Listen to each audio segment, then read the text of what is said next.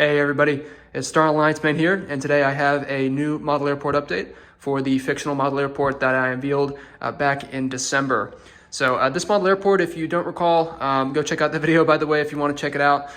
This one is based in Southern California, so it has a completely fresh design. If you've watched some of my other videos, you would know that I've had multiple different model airports, but this one is pretty much one of the smaller ones that I've ever had. Usually I like to go big, but not so much focus on the quality, I suppose, and usually just go for something that just is really large and has the size to have a lot of models on there. But in this case, I've gone for something that's a little bit smaller. We can see that we've got three main concourses here. It's all on one giant mat that was designed by myself with layover layouts. He did a fantastic job on this, so I would definitely recommend going to Chris, who runs that website. And here we just have the entire airport. We have a single runway where we have obviously all of our operations out of, landings and takeoffs. And then we have some stands over there on that side, which I'll get to, as well as a cargo facility. So just some little background about the airport. It is based in Southern California, and it's also based basically in a time where, LAX and the major Southern California airports, San Diego is a good example. Some other local LA area airports are just very over capacity. There is just so much demand. And these airports, if you look into, decades from now, they're going to be very limited with space. And so, a new airport is probably going to have to be built in the area to accommodate the demand. And a lot of it is international demand. And so that's what this airport is kind of serving. So, we're going to take you through all the different carriers. The main theme of this update is for the European and sort of South American, Latin American departures. So it's kind of in that mid-afternoon period. It's somewhere around 3 to 4 o'clock. So a lot of the Asian carriers, they probably departed in sort of the late morning, maybe a little bit in the early afternoon. But now some of the European arrivals, they start coming in, sort of the early to mid-afternoon, and then they'll maybe depart sort of in the late afternoon, maybe some in the evening. So we have a wide variety of carriers here. We also have some Middle Eastern carriers, as you can see as well. So, we're going to take you through all these. And firstly, we're going to start with the main concourse. This is kind of our main terminal here, where you would enter into the airport. So, we have all these buses and shuttles here. It's the main Gemini Jets terminal. If you don't know what this is, it's their landside terminal that they have. So we have some shuttles that come in here. They'll be there for the rental car facilities as well as hotels on site. And then we have the United terminal. So basically, United Airlines, they are the main carrier here at the airport, and they have a lot of space, a lot of real estate at this particular terminal. So let's walk you through some of these aircraft. We have here at the first gate the United A319. This aircraft was actually in the same spot as it was in the last update. I just think it looks really good here. And I believe this is the Panda Models A319. Gemini Jets has also released this one. But this particular aircraft will just be doing a quick hop up to up to San Francisco. Here we have the United 787-10. This one, it basically is being used for the bigger, gates that I have. So this one, while it is a narrow body gate, we can basically fit a 777, 78X without much of an issue. It does go over the curves of the gate, but we can fit in some narrow bodies in between. Obviously, this A319 is not going to have any problems pushing back. So we're going to have the 78X doing a long haul service to London Heathrow. And here we have the United 737-800. This is pushing back for Cleveland.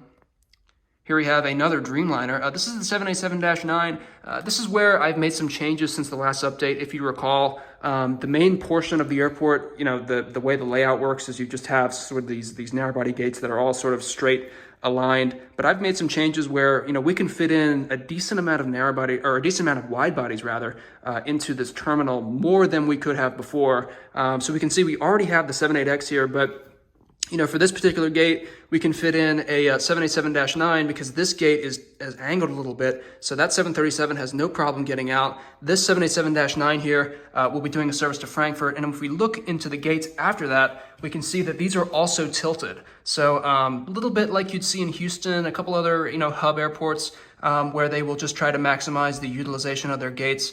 And, Dulles is another good example. They'll try to angle the gates so they can fit in more aircraft.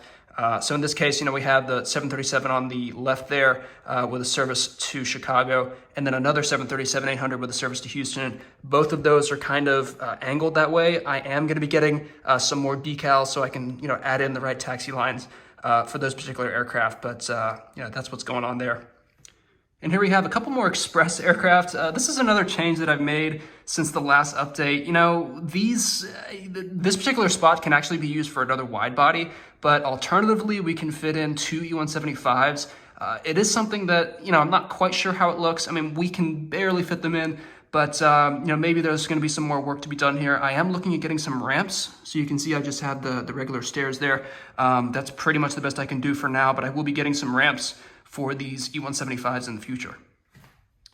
And so now we move over into the next terminal. This one is actually connected to that one, but you can just go sort of underground to reach this terminal. And here we have a couple more Star Alliance carriers. Like I said, this is the European update. So we do have the SAS Scandinavian A350-900 for a service to Copenhagen. We have the Lufthansa A350-900 with a service to Frankfurt. And then here we have the Delta A220-300 with a service to Salt Lake City. The Air France 777-200, this aircraft doing a service to Paris.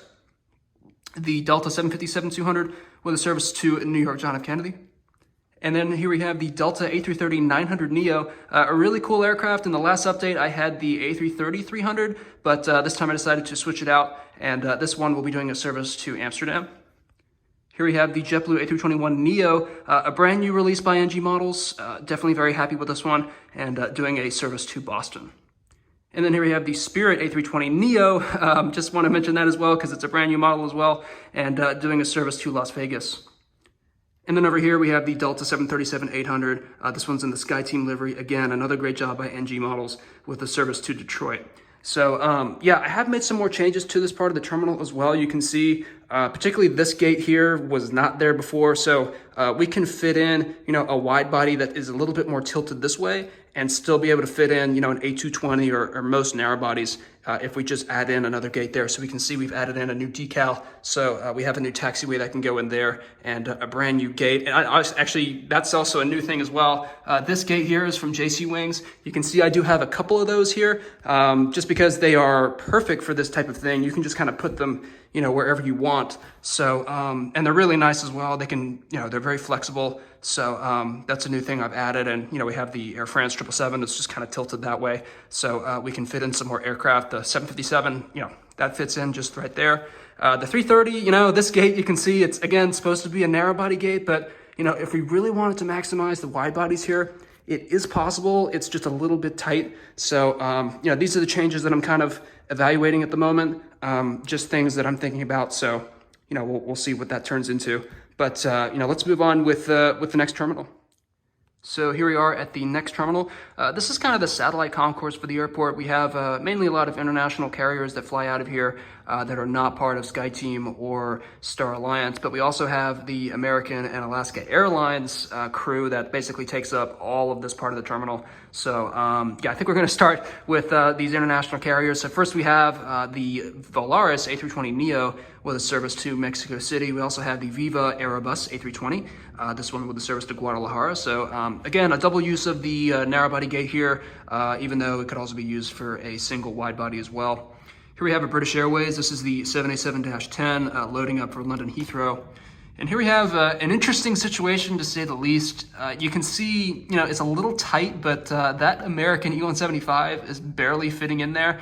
Again, just trying to be creative and fitting in as many aircraft as I can. It's kind of realistic. I mean, we can see, there's probably enough space there. If you look at some of these airports in real life, you will see that there are some very, very tight situations when it comes to gates. So it is kind of realistic in my opinion. We have that American Eagle E175 just coming in from Fresno. And then we have the LATAM 767-300. That guy, he actually came in a little bit earlier today. He's just loading up right now for a flight down to Lima. But at the moment, he's going to be doing a late departure. So, they're not going to be boarding at the same time just to confuse passengers. So, it's going to be sort of spaced out for when boarding begins. And then finally, at the end there, we have the Emirates 777-300ER with a service to Dubai. And you always said the HEC Tower. And then if I move over, we have a couple more American aircraft, the 737-800 up here from the One World livery with a service to Dallas-Fort Worth. We have the A321 with a service to Charlotte. And we have a couple more Alaskas. This is the E-175 with a service to San Jose. We have another E-175, again, pretty typical around Southern California.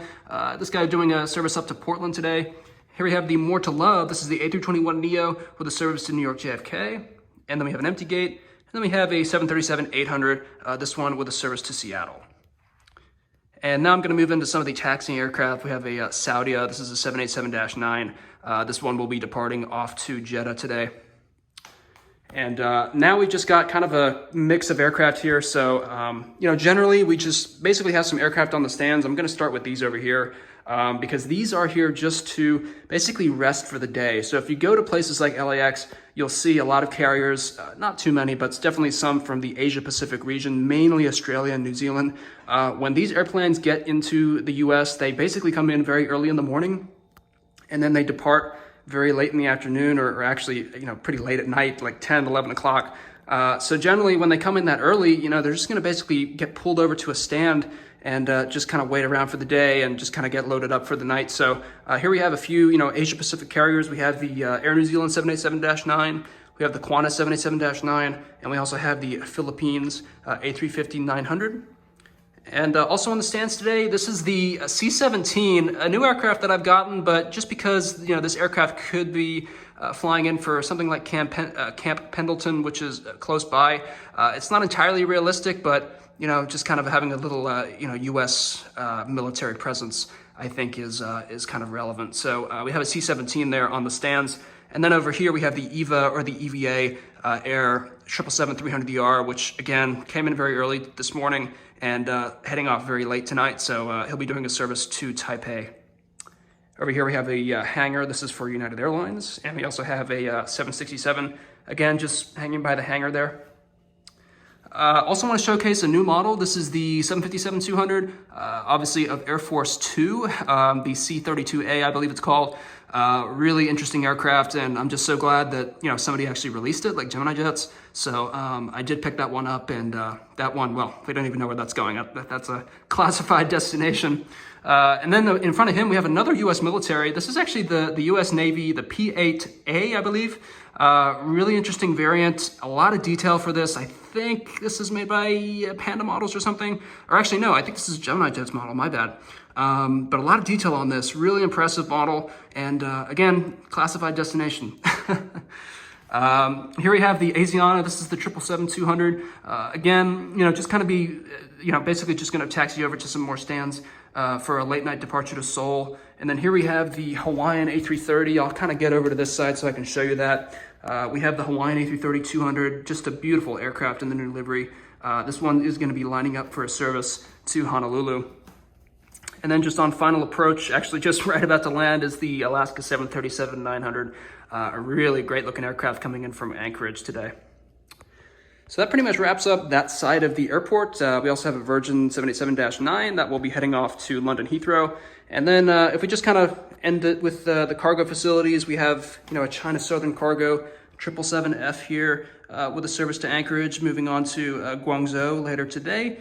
And then we have the DHL 737-800. This is with the U.S. registration, I think operated by Southern Air, if I'm not mistaken. These can be seen pretty much in LAX. They're kind of seen around the Southern California area quite frequently. The registration kind of varies, but very interesting model anyway, with a service to Cincinnati. And then we have the UPS 767-300, of course, loading up for Louisville. So that's going to be the update, guys. Thank you so much for tuning in. I will be having some more airport updates in the future because, if you haven't noticed, I do a lot of traveling, at least during my breaks. So I'm going to try and keep the content going with, more model airport updates. And thanks so much for watching again. I hope you guys enjoyed. Leave a comment down below if you have any suggestions or just want to show your comments. And thanks so much for watching again. I'll see you guys in the next video.